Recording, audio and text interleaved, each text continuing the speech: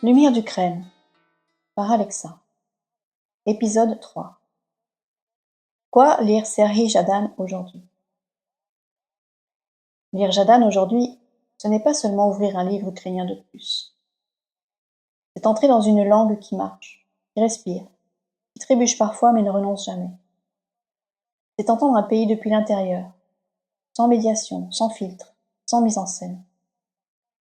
C'est rencontrer des vies ordinaires prises dans l'extraordinaire, et comprendre, non pas par la théorie mais par la chair, ce que signifie traverser une guerre qui dure, qui use, transforme. Dans un moment où l'Ukraine est souvent réduite à des cartes, des chiffres, des analyses géopolitiques, Jadhan rappelle une évidence. Un pays, ce sont d'abord des voix qui racontent, qui se souviennent, qui résistent, qui aiment, qui survivent. Lire Jadhan, c'est écouter ces voix.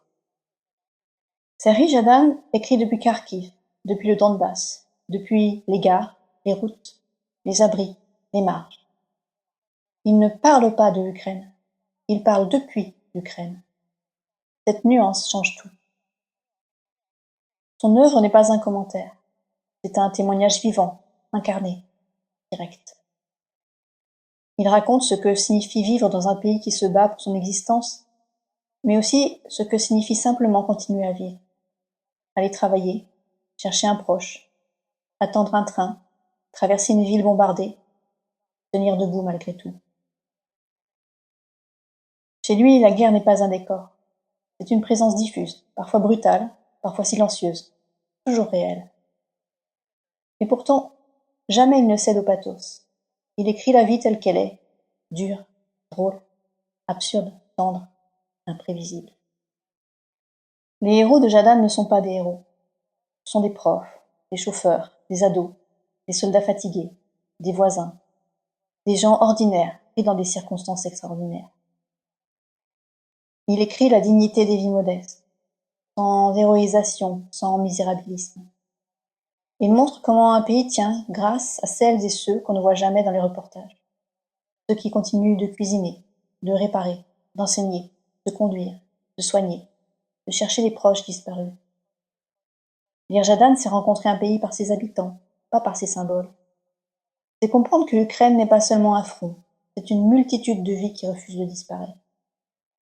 Jadhan a un talent rare. Il peut parler de guerre, de chaos, de violence, et pourtant rester profondément humain. Son humour, sa tendresse, son rythme, son sens du détail permettent à n'importe quel lecteur d'entrer dans son univers, même sans contexte historique.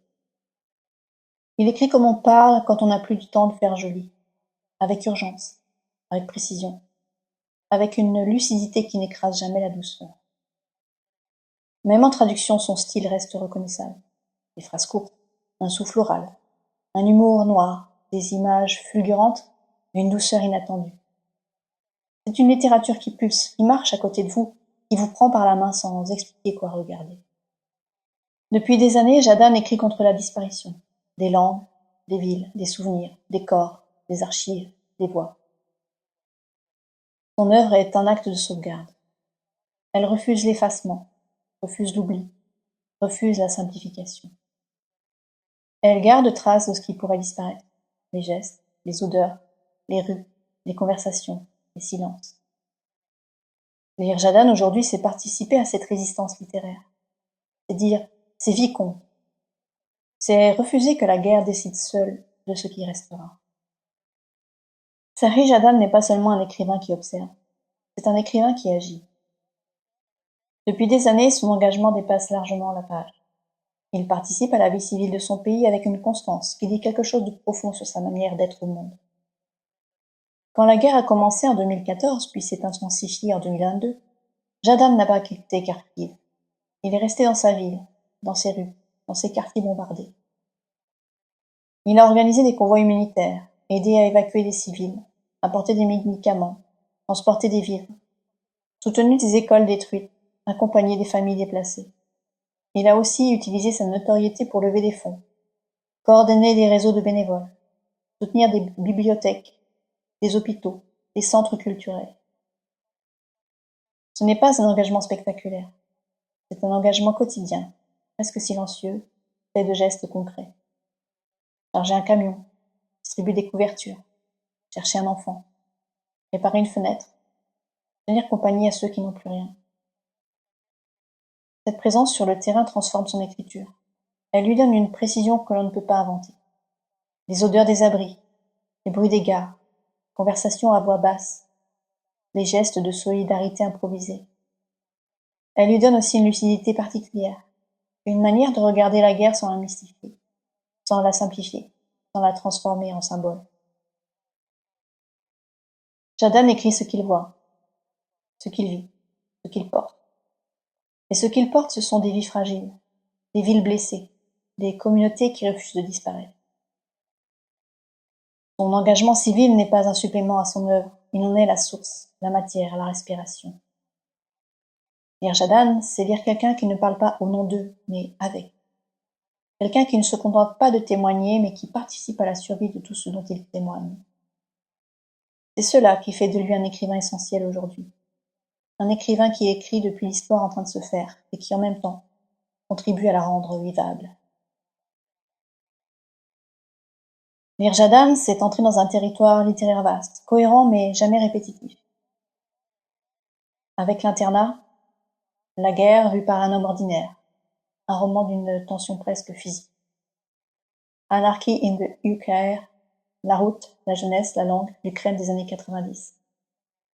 Personne ne demandera rien, la maturité, la profondeur, la lumière dans les ruines.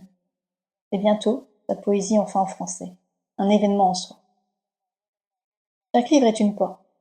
Chaque porte ouvre sur une autre manière de comprendre l'Ukraine et de comprendre ce que signifie être humain dans un monde qui fascine. Lire Jadane aujourd'hui, c'est lire un écrivain qui tient ensemble la violence et la tendresse, le chaos et la dignité, le pays et les individus, la mémoire et le présent. C'est lire un auteur qui ne cherche pas à expliquer mais à montrer, un auteur qui ne simplifie jamais mais qui éclaire, un auteur qui ne détourne pas le regard et qui pourtant continue de croire en l'humain. Dans un monde saturé d'images rapides et de discours instantanés, Jadane nous rappelle que la littérature peut encore être un lieu de vérité, un lieu où l'on écoute, un lieu où l'on comprend, un lieu où l'on tient debout. Lire Jadane, c'est refuser l'indifférent, c'est choisir la présence, c'est peut-être apprendre à regarder autrement.